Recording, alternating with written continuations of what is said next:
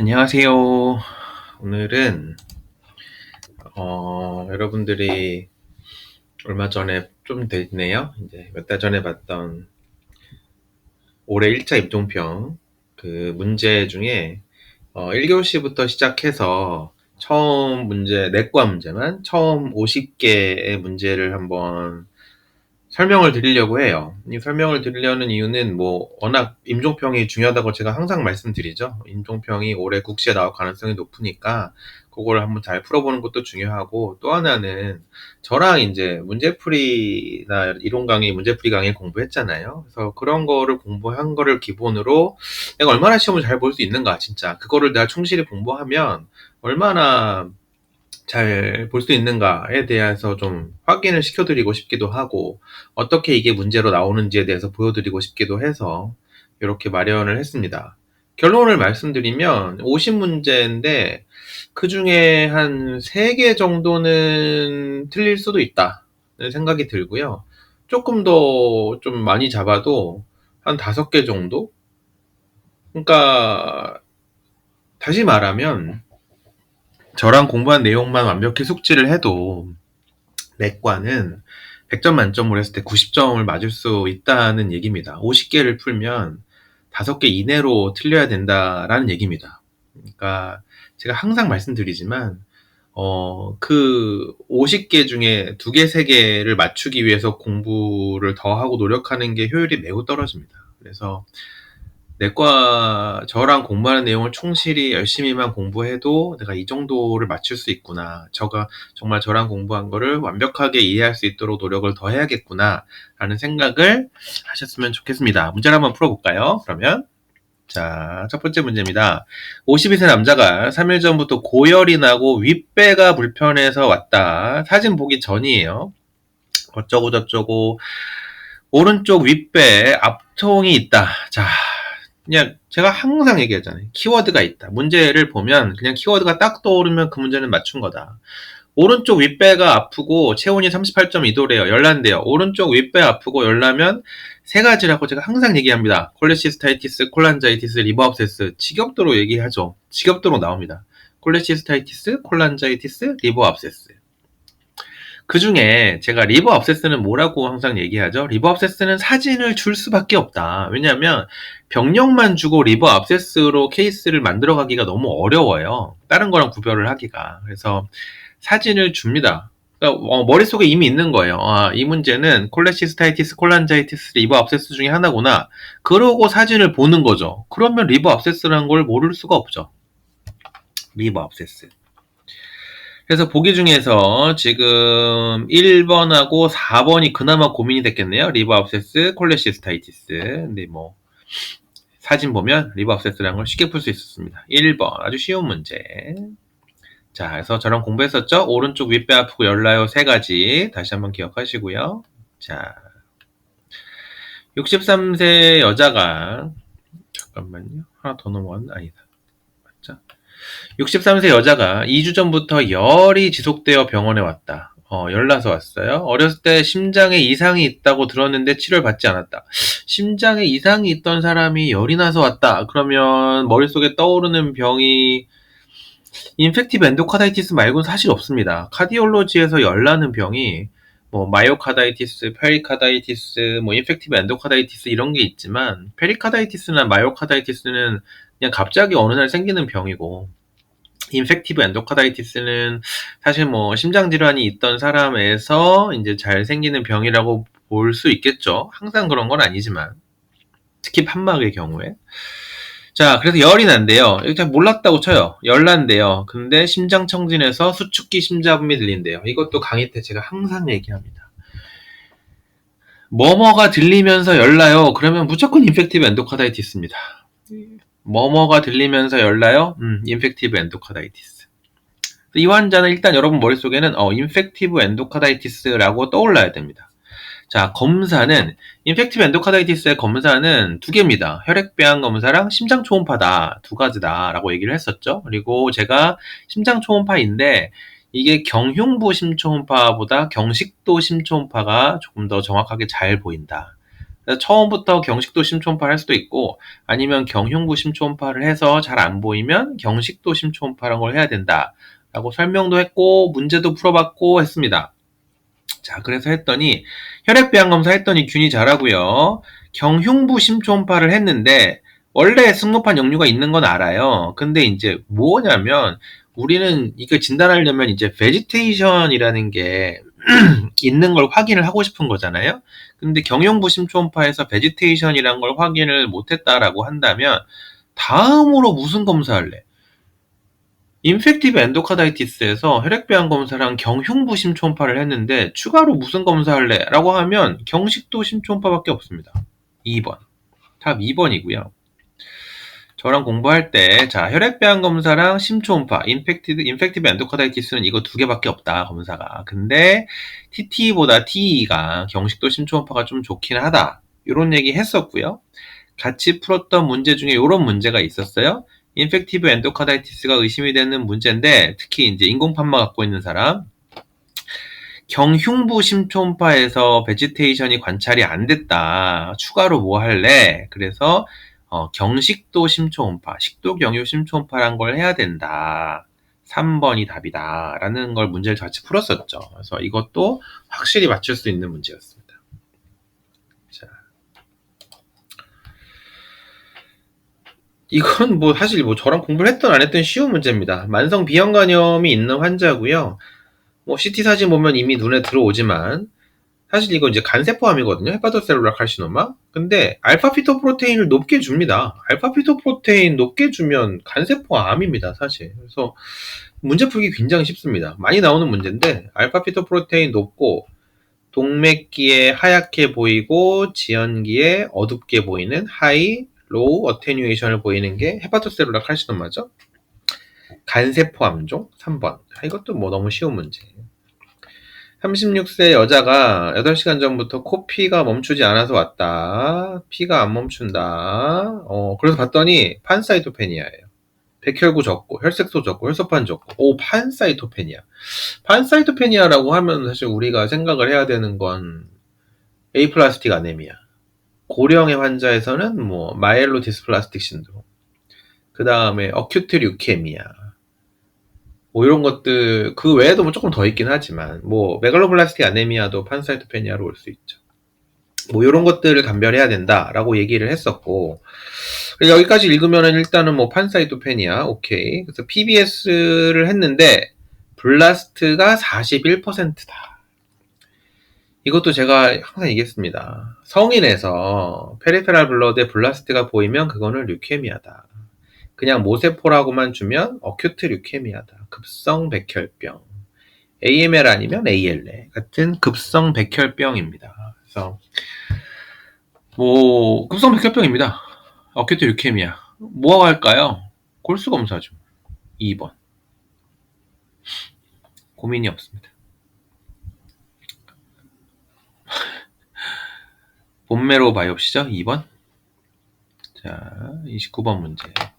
52세 여자가 3주 전부터 가래에 피가 묻어나와서 병원에 왔다. 자고 일어나면 옷이 흠뻑 젖을 정도로 땀이 나면 살이 빠진다. 이거 뭐 누가 봐도 결핵이죠. 결핵. 엑스레이나 뭐 CT도 결핵. 검사는 자, 결핵 검사 제가 뭐라 그랬어요? 결핵 검사는 무조건 스푸툼 AFB 스미어랑 컬처가 답이다. 가래에서 AFB 스미어 컬처가 무조건 1번 답입니다. 그리고 요즘 반드시 뭘 같이 한다 그랬죠? 1차 검사로 스푸툼 AFB 스미어 컬처 하면서 TB-PCR을 무조건 같이 한다. 왜냐하면 AFB가 양성이라고 스미어가 나와도 이제 결핵이 아닌 NTM이라든지 뭐 다른 병들이 있기 때문에 그래서 우리가 이 TB-PCR을 반드시 같이 한다라는 걸 수업 때 이제 얘기를 했었어요. 그래서 스푸툼 AFB 스미어 컬처 TB-PCR 이런 게 답입니다. 자, 가래 그람 염색, 아니죠. 그람 염색 일반 세균 보는 거 아니고요. 가래 세포 검사. 항상 얘기하지만 제가 세포 검사라고 하면 암에 대한 검사라고 했어요. 그리고 또 제가 수업 시간에 항상 강조한 거 있죠.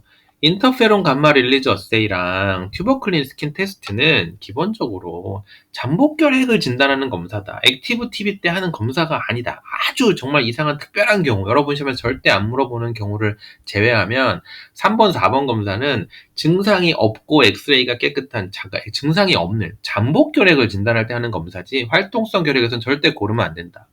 1, 2, 3, 4번이 일단 확 절대 아니에요, 답이. 그 5번밖에 안 남아요. 그래서 사실 5번을 처음 봤으면 좀 당황할 수는 있죠. 객담, 엑스퍼트, 결핵, 리판핀, 내성 검사. 이게 뭐야, 도대체? 라고 생각을 해서 이게 뭔지 모를 수는 있어요. 근데 일단 1, 2, 3, 4번이 절대 아니다라는 걸 알아야 되고요. 이 5번이 PCR 검사예요. PCR 검사. 사실 이게 진 엑스퍼트라는 상품명인데, 검사 상품명인데, 이게 워낙 조금 유니크한 면이 있고, 그 다음에 가이드라인에서도 아예 이 상품명을 사용하고 있습니다. 그러니까 약간 이게 PCR 중에서도 이 진 엑스퍼트라고 하는 건 우리가 POCT라고 해서 포인트 오브 케어 테스트라고 하거든요. POCT라고 해서 휴대성이 좋고, 그러니까 우리 일반적으로 막 PCR 하는 검사랑은 좀 달라요. 일반적으로 PCR을 하면 이제 추출하고 증폭하고 디텍션하고 이런 일반적인 과정을 거치잖아요. 일반적인 PCR이 아니고 그냥 그 카트리지 같은 데다가 가래 검사한 거 넣어서 그냥 카트리지를 쑥 밀어 넣으면 자동화돼서 2시간 만에 검사 결과가 나오는 그런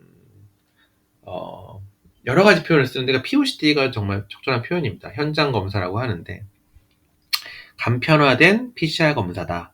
근데 리판핀 내성까지 같이 검사할 수 있는 그런 검사입니다. 그래서 이 우리나라 결핵 가이드라인에도 이 진 엑스퍼트 결핵 리판핀 내성 검사를 언제 해야 된다, 이런 것들이 나와 있을 정도로 명확하게 언급이 되고 있는 검사인 건 맞습니다. 근데 이게 정확하게 뭐고 정확하게 언제 해야 된다 이런 거는 모르시더라도 이게 TB PCR 검사다라는 거를 알아두시면 답을 맞추는데 어렵진 않았을 겁니다. 근데 이게 TB PCR 검사라는 걸 몰라서 고민을 했을 수는 있을 것 같아요. 근데 5번이 TB PCR 검사입니다, 사실. 그러면서 리판핀 내성까지 같이 볼 수 있는. 자, 저랑 공부했던 건 스푸tum AFB 스미어 컬처를 꼭 해야 되고, 그 다음에 TB PCR을 꼭 같이 한다라는 거를 같이 내용했었고요. 여기서는 진 엑스퍼트라는 게 TB PCR 검사구나 라는 걸 알아두시면 될 것 같습니다. 38세 여자가 4개월 전부터 여러 관절이 붓고 아파서 왔다. 폴리아스라이티스. 아침에 일어나면 양쪽 손가락이 1시간 정도 붓고 뻣뻣하다. 모닝 스티프니스가 있으니까 인플라마토리 폴리아스라이티스. 4개월 됐으니까 크로닉 인플라마토리 폴리아스라이티스고, 양쪽이래요. 시메트릭해요. 그러면 기본적인 병이 뭐다? 시메트릭한 크로닉 인플라마토리 폴리아스라이티스라고 하는 게 RA가 기본이다. RA랑 감별을 해야 되는 게 뭐 SL이라든지 이런 게 있는 거다. RA가 기본인 병이다. RA입니다. 앞통관절, 부종관절 다 RA에 대한 얘기입니다. 끝. 자가항체 같은 경우에는 이게 항상 양성이어야 되는 건 아니에요. 특히 류마토이드 팩터 같은 건 둘 다 가능해요. 류마토이드 팩터가 양성이어도 당연히 RA가 아닐 수 있고요. 류마토이드 팩터가 음성이어도 RA일 수 있습니다. 확률은 당연히 류마토이드 팩터가 양성이고 증상이 있으면 RA일 가능성이 더 높은 건 맞지만, 이게 진단에서 필수인 건 아니에요. RA 진단에서 필수적인 건 크로닉 인플라마토리 폴리아스라이티스예요 라는 것만 가지고도 진단이 가능합니다. 사실 RA 말고 할 게 있겠어요? 관절 증상밖에 없고 그냥 크로닉 인플라마토리 폴리아스라이티스다, 시메트릭하다, 끝. 아무것도 없어요. RA지. 1번부터 5번 중에 골관절염 절대 아니고요. 반응관절염도 절대 아니고요. 3번 척추관절염 전혀 아니고요. 4번, 5번을 고민할 수는 있죠. RA랑 SLE가 둘 다 비슷하게 나타날 수 있으니까. 4번입니다. RA. SL이라고 할 만한 게 없잖아요, 전혀. 사이토페니아가 있는 것도 아니고. ANA가 1대 40인 건 어떤 건가요? 우리가 루푸스 진단을 하려면 ANA가 최소한 1대 80 이상이어야 됩니다. 그래서 그것도 좀 아니고. SL이라고 할 만한 것도 전혀 없고요. 그냥 관절 증상만 있잖아요. RA입니다, RA. 4번. 류마티스 관절. 76세 남자가 3개월 전부터 음식을 삼키면 음식이 잘 안 내려간다. 연하곤란. 일주일 전부터는 죽도 잘 내려가지 않고 하루 전부터는 물도 삼키기 어렵다. 처음에 고형 음식에다가 점점 진행해서 물도 삼키기 어려워요. 물리적으로 식도 안에 뭐가 있는 거고요. 뭐 옛날 용어로 하면 이제 미케니컬한 게 뭐가 있는 거고 점점 진행하는 타입이니까 76세 남자? 식도암입니다. 이거. 술, 담배, 식도암. 식도암을 뭘로 진단할까요? 내시경. 식도 내시경에서 조직 검사하면 되죠. 4번 내시경. 많이 풀어봤던 문제. 78세 남자가 최근에 구역구토가 심해져서 왔다. 식사를 거의 못한다. 봤더니 위암이 의심이 되고요. 근데 문제는 간에 전이까지 의심이 됩니다. 근데 왜 왔어요? 위암의 간전이 환자예요. 그러면은 뭐 치료해줄게. 암에 대한 치료는 사실 뭐 항암 치료밖에 없죠. 근데 제가 항상 문제 풀 때 어떻게 하라 그랬죠? 문제를 보면 첫 번째 주증상을 뭘로 봤냐, 뭘로 줬냐, 그거에 대한 치료를 물어보는 거다. 78세 남자가 뭘로 왔대요? 구역 구토가 심해져서 왔대요. 식사를 못 한대요. 구토 때문에. 처치는 문제가 썩 마음에 드는 건 아니지만 사진도 그렇고 마음에 들진 않아요. 자, 일단 그걸 전제로 하고 그냥 이렇게 얘기를 할게요. 암 환자예요. 암 때문에 막혀서 음식물을 뭐 삼키기 어렵다든지 아니면 뭐 대장 같은 경우에는 뭐 가스아웃이 안 된다든지 뭐 하여튼 그래서 암 때문에 위든 장이든 막혔어요. 그러면 치료가 뭔가요? 스텐트 삽입술이죠. 항상 스텐트 삽입술이죠. 보기 중에서 나머지 고를 게 없습니다. 일단 1번, 2번 안 합니다. 사진 보시면 간에 전이가 의심이 되기 때문에 항암 치료만 할 거예요. 수술을 안 하고. 예전에는 우리가 이 음식을 먹을 수 있게만 해주는 수술을 하기도 했는데 요즘은 스텐트 넣으면 되니까 그런 거 안 합니다. 그래서 1번, 2번 아니고 4번, 5번 더 말도 안 되고요. 3번입니다. 스텐트 서비스. 암 때문에 장이 막혔어요. 치료는 스텐트 삽입술. 이렇게 제가 얘기했었습니다. 이게 사진이 엠피제마토스한 렁이어가지고요. 이거 보면 뭐 엠피제마 이미 사진이 엠피제마인데 65세 남자가 2개월 전부터 숨이 차서 병원에 왔다. 가래가 있다. 40감년의 흡연력이 있다. 40감년의 흡연력이 있는 65세 남자가 숨 차서 왔대요. COPD. 기관지 확장제 투여 전후다. 일단 FVC분의 FEV1이 70%가 안 돼야 되고요. FEV1이 별로 반응이 없었으면 좋겠네요. 기준은 12% 엔드 200ml. 200 안 늘어났네요. 진단은 2번 엠피제마. 사진도 엠피제마. 이렇게 늘어나 있는 초승달 모양, 금음달 모양처럼 있는 게 아니라 이렇게 넙대대하게 펴져 있는 위아래로 길쭉하고 엠피제마토스랑 2번 폐기종.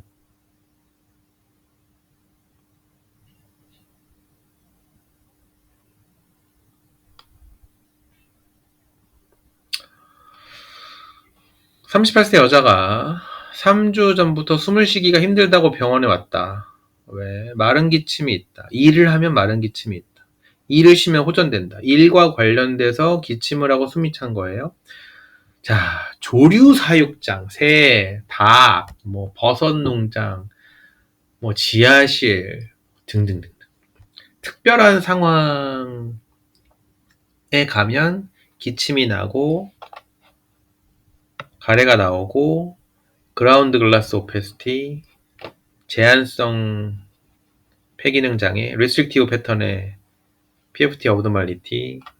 뭔지 아시죠? 이거 우리가 맨날 뭐 쥐, 새, 뭐 동물, 뭐 버섯, 건초 작업, 지하실 뭐 이런 특정한 상황을 주면 하이퍼센시티비티 뉴모나이티스잖아요.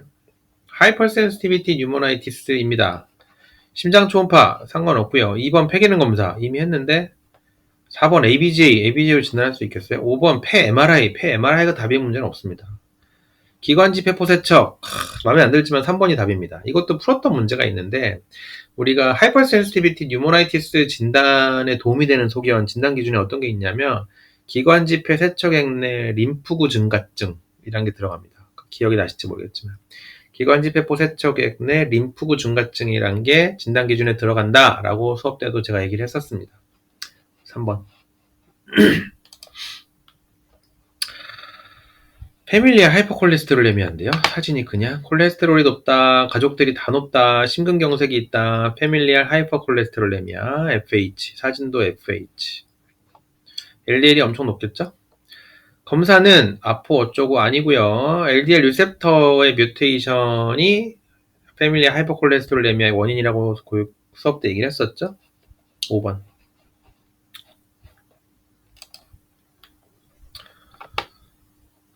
이 문제가 제가 처음으로 이제 수업 때 일부러 얘기 안 한 문제가 이 문제예요. 이게 가스트릭 베릭스거든요. LC 환자예요. 리버시로시스 환자고, 이 가스트릭 베릭스 얘긴데, 이 가스트릭 베릭스 같은 경우에 국시, 그러니까 이 진짜 국시, 국가고시에는 한 번도 나온 적이 없습니다. 단 한 번도. 임종평에는 몇 번 나왔어요. 임종평에는 몇 번이나 나왔는데 국시에는 단 한 번도 안 나와서 제가 사실 한 번도 안 나온 건 잘 얘기를 안 하니까, 그래서 이제 제가 문제풀이 강의 때나 이럴 때 언급을 안 합니다. 그래서 이 문제는 뭐 틀렸다면 틀렸을 수 있겠죠. LC 환자고 피를 토해서 왔대요. 베리시아 블리딩이겠지? 근데 보시면 여기 내시경 보시면 여기 위입니다. 위. 여기 늘어나 있는 거 보이시나요? 그래서 가스트릭 베릭스입니다. 그래서 가스트릭 베리시알 블리딩, 위정맥류 출혈의 치료가 뭔가요? 라고 하면 이제 EVO라는 게 있어요. 엔도스코픽 베리시알 오블리터레이션, EVO라는 게 있고요. EVO로 잘 해결이 안 되는 경우에는 BRTO 같은 것들이 답입니다. 벌룬 탐포네이드, 뭐 에스파자스텐트는 뭐야? 이건 가스트릭 베릭스니까 EVL 아니고요. 팁스는 그런 것들을 다 해보고 안 됐을 때 나중에 하는 거고요.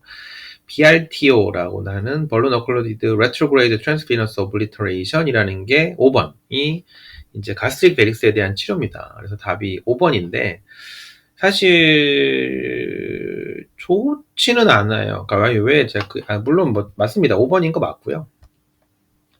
근데 이제 굳이 만약에 올해 국가고시에서 근데 사실 임종평 문제가 그대로 나오니까 사실 뭐 그대로 나올 가능성이 있습니다. 근데 BRTO만 있는 게 아니고 요거는 조금 더 제가 얘기를 할게요. 우리나라 가이드라인 이제 표인데 보시면 에소파지알 베리시알 블리딩은 EVL 하는 거죠. 이거는 공부했었죠, 우리. 에소파지알 베리시알 블리딩은 EVL, 베리시알 라이게이션. 그다음에 뭐 GOV1, GOV2, IGV1 뭐 이런 얘기 있는데 GOV1이란 거는 그냥 넘어가시자고요. 이거는 이제 가스트릭 베릭스긴 한데 이 에스파지아 베릭스부터 이어져 온 걸 얘기하는 거고요. 이제 GOV2 그다음에 IGV 이게 이제 어떻게 보면 순수한 건 아니죠. 어쨌든 정확한 의미의 가스트릭 베릭스인 겁니다. GOV2나 IGV1이 잘 모르셔도 돼요. 자, 하여튼 이게 가스트릭 베릭스예요. 그래서 가스트릭 베릭스 치료가 뭔가요? EVO. EVO가 있으면 그게 무조건 답입니다. EVO. 그걸로 안 되면 RTO, BRTO 아까 얘기한 거, 그거 얘기하는 거예요. 그 다음에 그것도 안 되면 뭐 팁스. 이런 식으로 이제 진행이 됩니다. 그래서 가스트릭 베릭스의 치료에는 EVO라고 하는 엔도스코픽 베리시알 옵트레이션이라고 EVO라는 게 있고 그 다음에 이 레트로그레이드 트랜스피너스 오블리터레이션이라고 하는 BRTO라고 많이 부르는 그런 것들이 있다. 그래서 이 EVO라는 게 뭐냐면 그 가스트릭 베릭스가 있잖아요. 거기에 이제 인젝션 하는 거예요. 응고 물질, 응고가 피가 굳어버리게 되는 그 응고 물질 히스토아크릴, 뭐 아크릴, 히스토아크릴 인젝션이 같은 말이거든요. 그래서 이 인젝션을 해서 거기를 그냥 피가 거기 가스트릭 베릭스에 피가 있잖아요. 걔를 그냥 응고시켜 버리는, 굳게 만들어 버리는, 그러면서 이제 피가 안 나게 하는 그런 치료입니다. EVO. 하여튼 가스트릭 베릭스의 치료에는 EVO라는 거와 BRTO라는 것들이 있다. 그냥 그렇게 알고 넘어가시면 되는데 국가고시에는 한 번도 나온 적은 없습니다.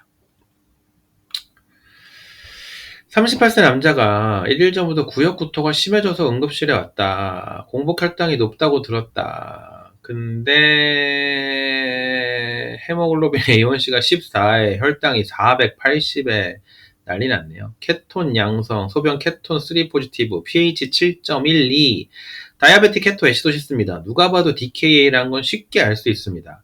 일단 4번 하이퍼글라이세믹 하이퍼오스몰라 스테이트, 우리가 DKA랑 HHS라는 게 있는데, 우리가 어큐트 컴플리케이션에 혈당이 엄청 높은 경우에 생기는 게 HHS랑 DKA가 있는데, 제가 이제 pH 보고 판단하라고 했죠. pH가 7.3보다 작으면 그냥 DKA다. 7.3보다 크면 HHS일 가능성이 있지만 7.3보다 작으면 DKA다. DKA란 건 고민이 없어요. 근데 1번은 뭐 말 같지도 않은 소리고요. 2번, 3번, 5번이 다 DKA인 거예요. 그러니까 이 사람이 지금 1형 당뇨겠냐, 2형 당뇨겠냐, 아니면은 이 성인 잠복 자가 면역 당뇨병이라는 게 있습니다. 라다, 뭐 이렇게 LADA, 뭐 이렇게 부르는 게 있어요.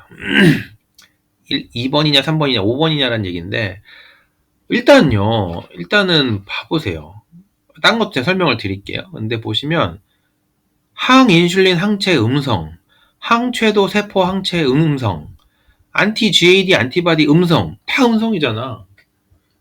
사실 이런 것들이 1형 당뇨 또는 그 라다라고 하는 성인 잠복 자가면역 당뇨에서 90% 이상에서 안티 GAD 안티바디가 양성이거든요. 그러니까 이런 것들이 이 2번이나 5번이 아닌가라고 해서 보여줄 수 있는 검사인 거죠. 그래서 다 음성이에요. 항체 다 음성이라서 그냥 3번입니다. 일반적인 2형 당뇨. 되게 썰러가서 오히려 고민하다가 이상하게 틀릴 수도 있으려나? 일단 5번이려면 안티 GAD를 양성으로 줘야 됩니다. 무조건, 거의 무조건입니다. 시험에서는 무조건일 거예요. 5번 같은 경우에는 저 안티 GAD 안티바디를 양성으로 줄 거다. 1형 당뇨 같은 경우에는 이게 인슐린 자체가, 그러니까 이 판크레아틱 아일렛셀이 망가져서 인슐린이 안 나오는 병이잖아요. 자가면역 기전 때문에 인슐린이 안 나오는 병이잖아요. C펩타이드가 무조건 정상보다 낮아야 됩니다. 1형 당뇨는 정상일 수가 없습니다. 2번 1형 당뇨의 당뇨병 케톤 산증이었다 라고 하려면 C펩타이드를 0.8보다 낮게 줘야 됩니다. 실제로는 더 낮게, 훨씬 낮게. 그래서 C펩타이드를 정상 범위로 주면 1형 당뇨는 아닙니다. 그렇게 이해하시면 됩니다. 100%냐? 그런 건 아니죠. 근데 시험 문제에서는 100%입니다. C펩타이드라는 게 몸 안에서 만들어지는 인슐린이잖아요. 1형 당뇨라는 건 인슐린이 안 만들어지는 거라고. 2형 당뇨는 인슐린이 만들어지는데 인슐린 저항성이 있는 거라고. 2번은 C펩타이드만 봐도 아닙니다. 5번은 C펩타이드가 낮을 수도 있고 높을 수도 있어요. 정상일 수도 있어요, 사실은. 근데 아까도 말했지만 안티 GAD 안티바디가 90% 이상에서 양성이기 때문에 가능성이 낮습니다. 진단 기준에도 안 맞고. 답은 그냥 3번입니다. 되게 썰렁한 문제인데 그냥 DKA인데 타입 2 DM의 DKA인데 뭐 2번하고 5번을 넣어놔서 괜히 헷갈릴 수 있었던 문제입니다. 아무것도 아닌데. 이건 뭐가 설명하기도 싫다. 16-1 이거 사진 보면 췌장에 석회하잖아요. 크로닉 판크레아타이티스. 이거 이미 사진 엄청 많이 봤죠. 밥 먹으면 배 아파요. 술 많이 먹으나? 크로닉 판크레아타이티스. 만성 췌장염. 이거 사진 보고 맞춰야 됩니다. 16-1 만성 췌장염. 40세 여자가 1개월 전부터 피로하여 병원에 왔다. 피곤해서 병원에 왔다. 결막이 창백하고 공막에 황달이 없다. 빈혈이다. 근데 황달은 없다. 헤몰리틱 아네미아는 아니다. 그냥 빈혈이다. 그러면 우리가 뭘 본다 그랬죠? 제가 MCV를 봐서 80보다 작으면 IDA, 100보다 크면 메갈로블라스틱 아네미아, 80에서 100 사이면 IDA나 ACD 라고 했었습니다. MCV가 70이에요. 80보다 작아요. 무조건 아이언 디피션시 아네미아. 철결핍성 빈혈 관련된 검사는 2번 페리틴. 이거 너무 쉽습니다. 뿅. 두근거려서 왔어요. 혈압이 있어요. 진단이 뭔가요? QRS 간격이 제멋대로예요. QRS 간격이 다 달라요. ATR 피브릴레이션 밖에 없습니다. 심방세동 2번. 32세 여자가 8월 말 10월 초 알레르기 항원 알러젠 물어보는 겁니다. 알레르기 항원 8월 말 10월 초 쑥, 돼지풀, 환삼덩굴. 이거 3개 무조건 외우시라고 했죠? 쑥, 돼지풀, 환삼덩굴. 그래서 보기 중에 고민을 하면 1번 아니면 4번입니다. 여기까지는 생각을 하셔야 됩니다. 1번 아니면 4번. 까지는 생각을 하셔야 됩니다. 근데 1번, 4번 다 있는데요? 거기서는 어쩔 수 없습니다. 이거는 이거 보고 맞춰야 돼요. 이거 오이. 오이가 이제 같이 증상을 보이는 게 돼지풀입니다. 돼지풀 알레르기 있는 사람들이 오이에 이런 알레르기가 있습니다. 이건 그냥 오이 보고 맞추는 수밖에 없습니다. 근데 어쨌든 외워야 되는 건 늦여름 초가을이 쑥 돼지풀 환삼덩굴이다라는 건 꼭 외워야 되고 1번, 4번을 다 줬으면 오이면 돼지풀 사실 이 정도로 맞춰야 되는데 확률은 50%였겠죠?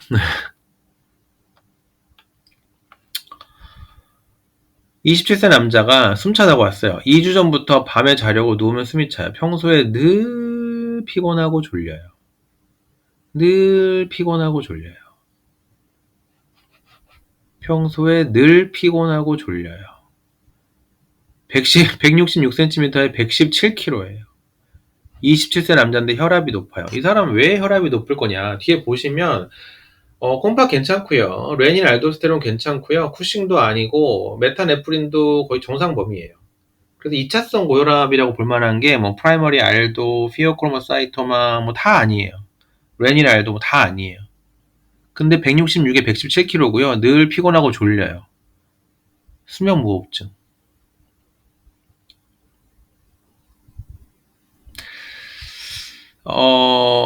PFT 같은 거를 줬나? 근데 어쨌든 수면무호흡증이요. 이 obstructive sleep apnea가 고혈압, 당뇨, 심부전, 심혈관 질환 다 원인이 됩니다.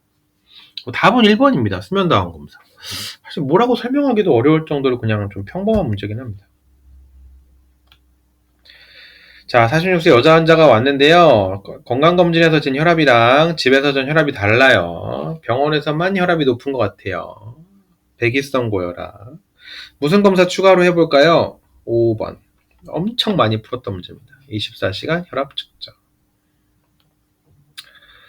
요거는 제가 조금 할 말이 있는데 51세 여자가 다리가 붓는다고 왔다. 당뇨로 진단을 받은 지 벌써 6년이나 됐고요. 비유행 크레아틴이 31.5에 2.7이에요. 단백질은 2 포지티브 정도고요. 진단은 자, 신장암 말도 안 되고요. 신석회증 뭔 말이야? 석회 칼시피케이션이 없잖아요. 초음파에. 5번 급성 콩팥 손상, 4번 만성 콩팥병, 3번 신증후군.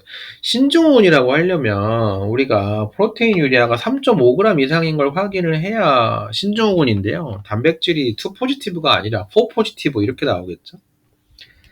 이 문제는 하려는 게 뭐냐면 제가 이제 네프롤로지 강의할 때 신장 초음파를 주고 여러분한테 뭔가 보라는 경우는 거의 2가지밖에 없다. 하나는 하이드로네프로시스, 하나는 크기가 작아진 거. 크레아티닌이 2.7이잖아요, 지금. 레날 페일리어가 있죠? 그럼 이게 ARF야, CRF야? 갑자기 생긴 거야? 아니면 원래 안 좋았던 거야? 6년 전부터 당뇨도 있었고 해서 혈압도 높고, 이 환자는 원래 콩팥이 안 좋았던 것 같은데, 만성 콩팥병인 것 같은데, 이때 우리가 하는 검사가 뭐라고요? 초음파라고. 그래서 크기가 작아져 있으면, CKD네. 라고 진단을 한다고요. 그래서 크기가 왼쪽은 괜찮아요. 9.2cm, 9cm 넘어가면 괜찮은 거거든요. 근데 오른쪽이 이제 8.79cm라고 줬는데, 그래서 이제 9cm보다 작다. 그래서 답이 4번이다. 이런 얘기인 것 같아요. 답은 하여튼 4번입니다. 아네미아도 좀 힌트가 될 수 있고요. CKD 때 우리가 아네미아가 생기니까.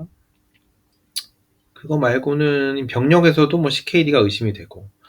근데 사실 8.79cm면 작은 거는 맞아요. 근데 이게 우리가 이 중간값이 얼마 정도 되냐 그러면 10cm대예요. 10cm대가 이제 중간값인데 우리가 이 중간을 정상이라고 하진 않잖아요. 그래서 이제 하위 몇 퍼센트, 5% 이런 걸 이제 많이 작다라고 얘기를 하는데 사실 우리나라 사람들이 약간 키드니가 더 작긴 해서 그렇게 연구를 해보면 9cm보다는 컷오프 밸류가 약간 낮아져야 되기는 해요. 그렇긴 하지만 그냥 교과서적으로 보통 9cm보다 작으면 콩팥이 작다고 보통 얘기를 한다. 그리고 또 중요한 건 아니지만, 여러분이 지금 벌써 공부해야 될 건 아니지만, 당뇨 환자에서 CKD가 생겨도 다른 CKD에 비하면 콩팥 크기가 잘 안 줄어들긴 합니다. 하여튼 뭐 4번입니다. 9cm보다 작으면 작다고 생각하시면 됩니다. 그냥. 만성 콩팥병. 그게 결론입니다. 아올틱 어뉴리즘이겠는데요. 아올틱 어뉴리즘. 배의 덩이가 만져진다. 박동성의 덩이다. 압도미널 아오틱 어뉴리즘. 증상은 없겠죠? 복통 같은 건? 복통 없어요. 크기가 5.5cm보다 크면 수술해야 되고요. 아니면 추적 관찰해야죠. 추적 관찰할 거예요. 검사는 초음파. 초음파 말고 할 게 뭐 있어요, 여기. 초음파로 크기 재면 되지. 압도미널 아오틱 어뉴리즘은 초음파나 CT로 진단을 하고요. 한번 진단하고 나서 팔로우업은 초음파로 크기를 재가면서 5.5cm보다 크면 수술하시면 됩니다.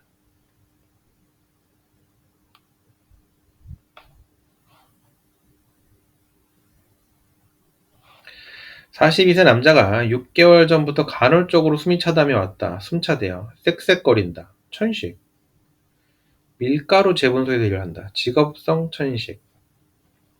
진단을 위한 검사는 자, 천식 진단하는데 환자가 숨이 차서 왔어요. FEV1이 떨어진 상태로 오면 브론코 다일레이터 리스폰스를 보는 거고요.